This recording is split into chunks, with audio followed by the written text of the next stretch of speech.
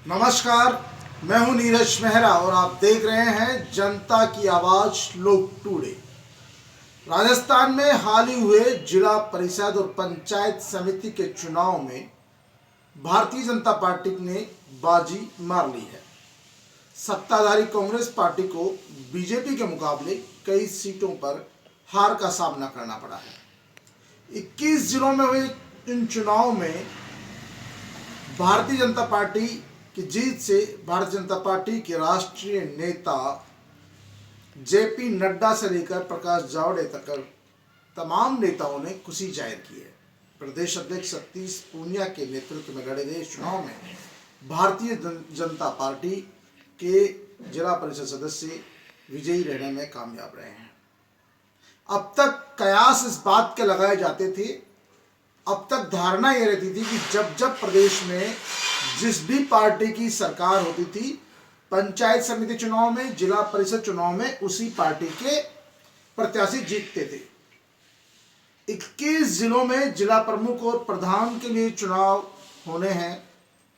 ऐसे में भारतीय जनता पार्टी उत्साह से लबरेज है। मुख्यमंत्री अशोक गहलोत का कहना है कि इन चुनाव परिणामों को वो सर माथे पर लेते हैं। हो सकता है कोई चूक हुई हो, लेकिन उनका कहना है कि वो कोविड में व्यस्त थे। पूरी सरकार कोविड के प्रशासन प्रबंधन में लगी हुई थी, इस कारण से पूरा समय नहीं दे पाए। लेकिन जो भी हो, कांग्रेस पार्टी के लिए ये कहीं न कहीं खतरे की घंटी है और कांग्रेस पार्टी को जनता के इस मूड को समझना होगा। लोगों का कहना है कि इन चुनाव में कांग्रेस पार्टी की जो हार हुई है उसके पीछे विधायकों, मंत्रियों की हठ धर्मिता भी बड़ा कारण है।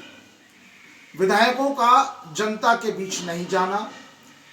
जब पार्टी के प्रदेश अध्यक्ष ने टिकटों को विधायकों को सौंप दिए तो कहीं न कहीं जो पार्टी से जुड़े हुए पुराने कार्यकर्ता थे, पदाधिकारी थे, उनकी नाराजगी बढ़ी और विधायकों ने भी अपने ही परिवार में से किसी ने सास को, किसी ने बहू को, किसी ने देवरानी को, किसी ने बेटे को, किसी ने बेटी को। कई विधायक तो ऐसे हैं जिन्होंने 4-4 टिकट अपने ही घर में दे दिए। अब जब 4-4 टिकट कोई विधायक अपने परिवार में बांटेगा तो आखिरकार उस पार्टी से जुड़ा हुआ आम कार्यकर्ता उन लोगों को क्यों सपोर्ट करेगा, क्यों चुनाव में जीत दर्ज करवाएगा। तो जो ये टिकटों के बंटवारे में बंदर बांट हुई है और जिसमें खास तौर पर विधायकों ने अपने परिजनों का ख्याल रखा है, पार्टी के जो पदाधिकारी थे, पार्टी के जो आम कार्यकर्ता थे, उनको दरकिनार किया है, उसका सबसे बड़ा असर ये हुआ कि आम जनता ने, आम लोगों ने, आम पार्टी से जुड़े हुए कार्यकर्ताओं ने पार्टी को भी दरकिनार कर दिया, जिसका नतीजा ये हुआ कि कांग्रेस पार्टी को भारतीय जनता पार्टी के मुकाबले हार का सामना करना पड़ा। कई इलाकों में आरएलपी और बसपा, सीपीएम भी कांग्रेस पार्टी के लिए जो खतरा बनकर उभरी है। कई सीटों पर आरएलपी, बसपा और सीपीएम, सीपीआई ने जीत दर्ज की है। तो पंचायत चुनाव में कांग्रेस पार्टी के हार का सबसे बड़ा कारण विधायकों की मनमानी रही। मंत्रियों का, विधायकों के और जो कांग्रेस पार्टी के कार्यकर्ता है उनके काम नहीं करना भी बड़ी जिम्मेदारी है, क्योंकि कार्यकर्ता पार्टी के दफ्तर में आते हैं, मंत्रियों के घर पे चक्कर लगाते हैं, लेकिन फिर भी कार्यकर्ताओं के काम नहीं हो रहे हैं।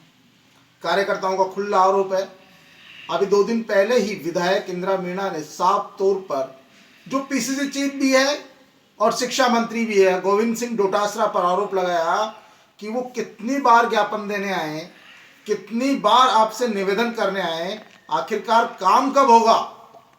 जब एक विधायक इस तरह का आरोप प्रदेशाध्यक्ष पर लगाए, जिस प्रदेशाध्यक्ष पर पूरी पार्टी को चलाने की जिम्मेदारी है, जिस प्रदेशाध्यक्ष के पास शिक्षा विभाग जैसा महत्वपूर्ण महकमा है, जब एक दमदार विधायक के कहने पर काम नहीं हो रहा है तो वहां पर 40-50 सालों से चप्पल चटकाने वाले, दरी उठाने वाले कार्यकर्ताओं की सुनवाई कौन करता होगा। कांग्रेस पार्टी के नेताओं को अपने गिरेबान में भी झांकने की जरूरत है। वो सिर्फ ये आरोप लगा दे कि नहीं हमारा मैनेजमेंट ठीक नहीं था। भारतीय जनता पार्टी के नेताओं ने, सतीश पूनिया से लेकर तमाम विधायकों ने, यहाँ तक कि केंद्रीय मंत्रियों ने भी इस चुनाव में पूरी ताकत लगाई, पूरी एकजुटता से चुनाव में लड़े। और यही कारण है कि उन्होंने इस चुनाव को एक सामान्य तरीके से नहीं लिया, एक चुनाव के तरीके से लिया। जबकि कांग्रेस पार्टी के मंत्रियों ने अपने इलाकों में जाना तक उचित नहीं समझा।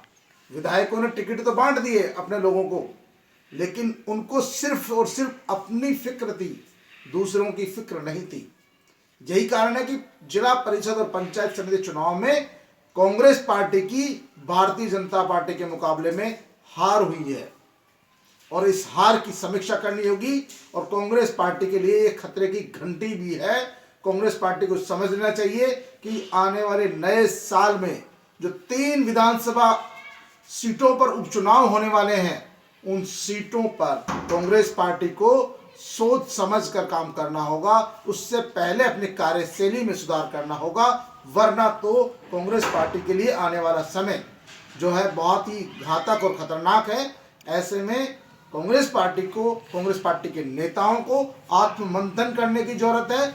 वहीं भारतीय जनता पार्टी के नेताओं को इस जो जीत मिली है इसको सर माथे पर रखना चाहिए। आरोप प्रत्यारोप भले ही लगाएं, लेकिन आने वाले विधानसभा चुनावों के हिसाब से उन्हें भी दमदार तरीके से तैयारी करने की जरूरत है।